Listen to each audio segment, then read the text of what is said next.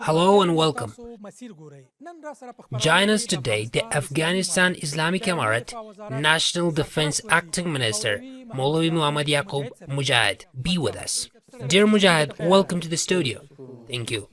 Before coming to the Defense Ministry related questions, this is one of first topic that the American President Joe Biden allocated a part of Afghanistan's frozen wealth to the 11th of September's victims, and the rest of that, he said, that will be handed over to charities. What is your response or react to that?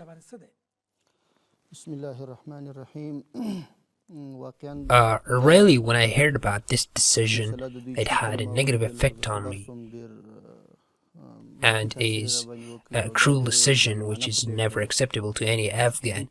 And also, as we follow the press, this decision was condemned by the Americans themselves as well, and they showed a negative reaction about this. I think it is a cruel action that they decided about Afghans' wealth like this, and I want him to reconsider about this decision of him.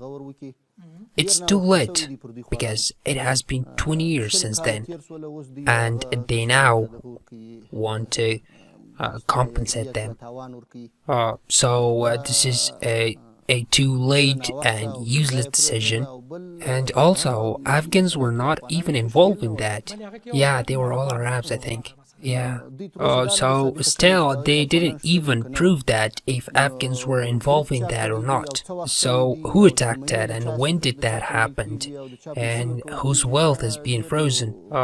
It is a very irrational action that is never acceptable, and we reject that.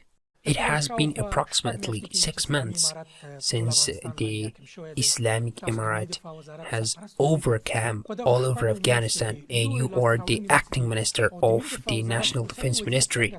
During these 6 months, what are your biggest achievements, and how do you assess the current situation of National Defense Ministry? When the Islamic Emirate overcame, I was not the defense minister, but instead I was Islamic Emirate vice president, and I supervised all the agencies. In that time, there was a big confusion because a lot of offices or agencies or ministries equipment was stolen or replaced or even carried out, because this was a big change that happened. But besides that, when we came to the defense ministry and we started working there, the army was all destroyed. So we started work on creating a new army for their training, their activities, also for their military equipments and vehicles preparation. Until now, about 40 helicopters or other airplane was rebuilt or reactivated again, and they are now ready to fly. And also 10 other airplanes are under work, and we also trained about 10,000 new military for the defense ministry, and also about 80,000 new members were registered for the military. So these are the new improvement that we had, and also those military vehicles or equipments that were replaced or destroyed, we rearranged them back and we rebuilt them. I hope that we will have standalone military in the very near future, inshallah. My next question was also this, that will Afghanistan have a strong military again? I have a very strong hope, and we work hard on this, and inshallah we will have an army in the very near future that will be a standalone army, and they will protect the people and the homeland, and will be an independent army. Wouldn't need anyone's help. So we have strong hopes for this, and we are very committed to this, that we'll have such a strong army in the very near future. So we'll have a lot of improvement, inshallah. However, this question of mine is a military mystery, and no one wants to reveal it. But still, how much will be the Afghanistan's army? The decision that we made for now, or the order that we got from the leadership, we plan to have about 110,000 military for now in the first step. But in the future, we'll look to the needs and wants of the country, and we'll see on which level we could go ahead. And we'll see how much army does this country need. But this is the primary level of amount of army that we considered. What about the former military men who were trained outside as well? Will they get a chance again to work with you in the defense ministry?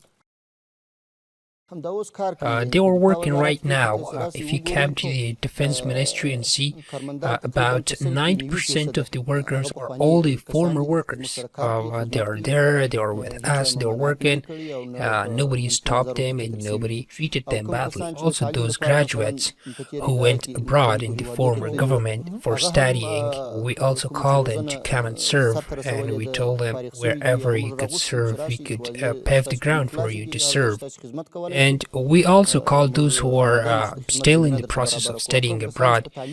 We told them that you could finish your studying process, and once you graduate, you could come to your country, and this is yours and ours homeland, and we will work for it together to make it better and improved. Some days ago, I heard a report, and I also saw a picture that about 5 pilots came back. Did you call them, and how did you make them to come back? And also, do you work to make others to come back? From the first day, we have this decision that nobody should leave the country, whether it's from our fear or any other reason. Those who left the country, if we could contact them privately or we could contact them via someone else, we invited them back. We also said this publicly, that everyone could come back and serve, whether they were a Air Forces member, they were a pilot or engineer, or whoever they are who left the country could come back, and we could pave the ground for them to serve. So we contact them via different ways, and we are trying to contact them. So these pilots, somebody from the defense ministry was in contact with them. So they came here and they went to the Air Force's commander, and he immediately hired them. Then after that, I invited them to welcome them personally. So I met them, and I promised them that we'll honor you more than the past.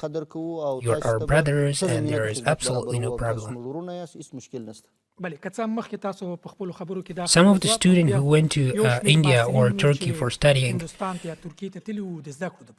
now their studying period has been completed, and sometimes we hear some news about them that they are complaining about their destiny, and they ask America to help them. What is your message to them? My message to them is that we paved the ground for them here, and they could contact us, they could come back here. They don't have to think like they need America's help. They could come to their own country and they could contact us. And there is absolutely no problem.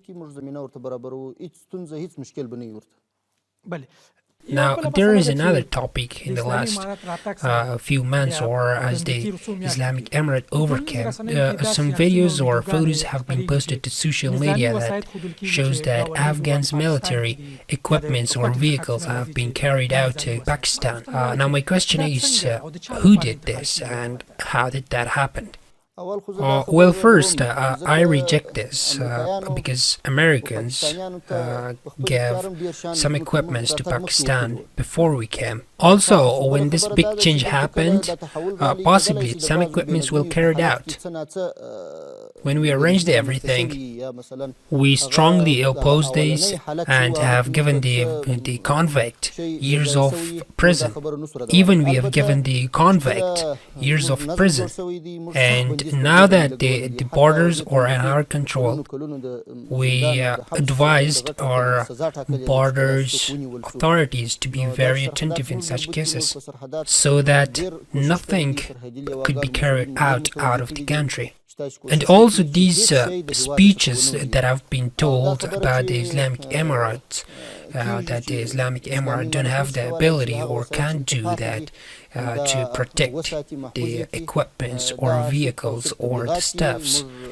These are all the propagandas of our enemies, and we have the talent, we have the ability, we are able to do that even better than the past.